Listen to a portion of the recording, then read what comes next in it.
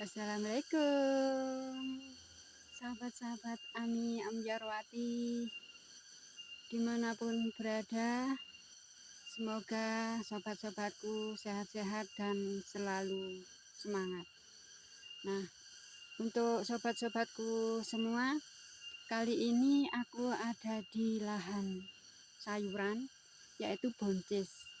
Nah, untuk budidaya buncis itu seperti apa sobat-sobatku semua? Nah, jangan di skip, tonton video sampai habis.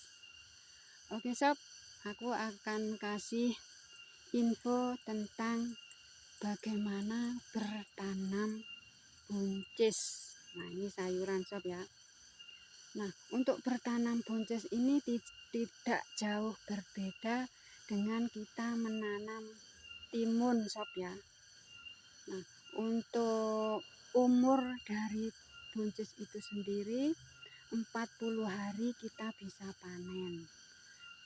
Seperti timun sama, 40 hari juga kita bisa panen. Nah, bagaimana cara penanamannya sob? Nah, untuk tanam buncis ini dari biji sob ya, diicir dari biji, tidak usah melalui persemaian. Jadi sangat mudah sekali sob ya, tidak terlalu repot. Nah, untuk berbudidaya buncis itu sendiri sob ya, tidak harus dengan lahan yang baru, tetapi lahan bekas pun bisa ditanami. Untuk timun juga seperti itu sob, kita bisa memanfaatkan lahan. Nah, biasanya yang ditanami buncis itu lahan bekas cabai atau bekas tomat. Nah, itu bisa langsung ditanami. Dan untuk jarak tanamnya sob ya, itu menyesuaikan dengan bekas tanaman tersebut. Misalkan tanaman cabai itu 50-50 ya, itu jaraknya 50-50. Jadi untuk jarak paling ideal tanam buncis ataupun mentimun atau yang rambat-rambatan itu jaraknya 50-50. Jadi tidak terlalu gembruyung sob ya. Nah, seperti itu. Nah, untuk menanam buncis ini sob ya, itu juga harus dilakukan dengan pemupukan sob. Tetapi pemupukannya itu sangat mudah sekali, tidak sulit-sulit sob ya, seperti horti. Nah, untuk pemupukannya itu bisa memakai Tonska bisa. Nah, itu biasanya dilakukan dikocor sob ya, biar cepat terserap oleh tanaman. Nah, ini aku di tengah-tengah buncis sob ya, ini buncisnya lagi pas mulai pentil sob ya ini. Nah, untuk kocoran buncis itu sob ya hampir sama dengan kita menanam timun, itu 2 kali kocor sudah cukup sob ya. Nah, seperti itu. Jadi untuk berbudidaya buncis itu sangat mudah sekali.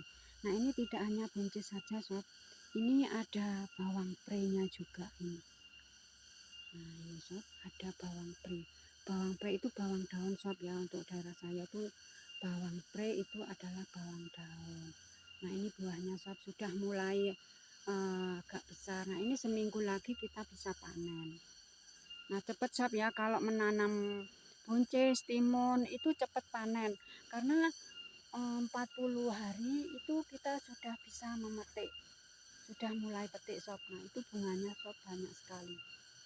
Nah, untuk saat ini harga buncis itu mahal sob ya. Jadi untuk petani-petani buncis saat ini tuh sangat menyala sekali.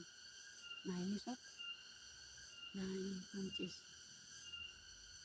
Nah, ini aku di lahan buncis. Sampai sana ini sob ya buncisnya. Sudah mulai pentil-pentil. Jadi sebentar lagi kita panen buncis. Nah, ini sob. Nah, ini sob ya. Di dalam gulutan buncis ini sob ya, masih tersimpan harta karun sob ya. Di dalam buncis ini ada yang namanya itu porang. Karena ini bekas tanaman cabai sob. Nah, tanaman cabai itu dicampur sama porang itu dulunya ya sob ya, memakai katak. Jadi untuk saat ini mungkin sebentar lagi kira-kira bulan 12 itu muncul. Jadi pas ini buncisnya habis, tinggal kita merawat porang. Nah, itu sebelahnya juga mau ditanami cabai itu sob. Nah, itu juga lahan cabai itu sudah siap. Nah, besok kita jalan lagi. Nah, ini pinggir-pinggir juga ada pakcoy ini sob. Jadi ini tidak melulu buncis saja sob. Nah, ini. Wah, bunganya.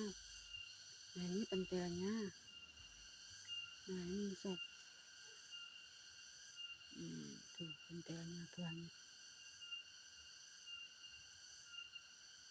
Untuk daerah saya banyak sekali petani porang yang ditanam di sawahan sob ya. Karena porang itu tidak selalu tumbuh terus-menerus, ada fase dormansi.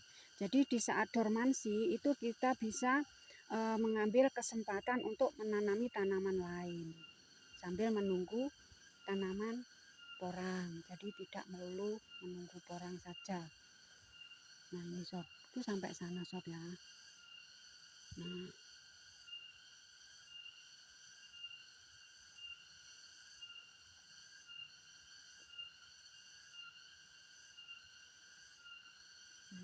itu lahan cabai yang mau ditanami, sudah siap lahannya sob. Ke sana. Di sini itu pertaniannya beragam sob.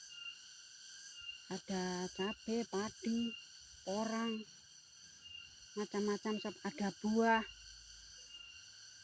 Wah, bagus sih. Kalau musim panas ini sangat bagus untuk menanam buncis. Untuk masalah penyepraian juga harus dispray sob ya. Menyesuaikan dengan kondisi tanaman. Kalau tanaman itu kira-kira itu banyak ulat, kita semprot dengan insek. Nah, seperti itu. Terus pada waktu menjelang pembungaan itu juga kita kasih nutrisi, sama seperti kita berbudidaya tanaman-tanaman lain, yaitu juga butuh nutrisi, juga butuh insek-insek, pesti-pesti untuk hama. Nah, seperti itu sob. Oke sob, saya cukupkan sampai di sini. Mudah-mudahan info yang sederhana ini bermanfaat untuk sobat-sobat semua. Saya akhiri. Wassalamualaikum warahmatullahi wabarakatuh. Dan tetap ceria. Bye-bye.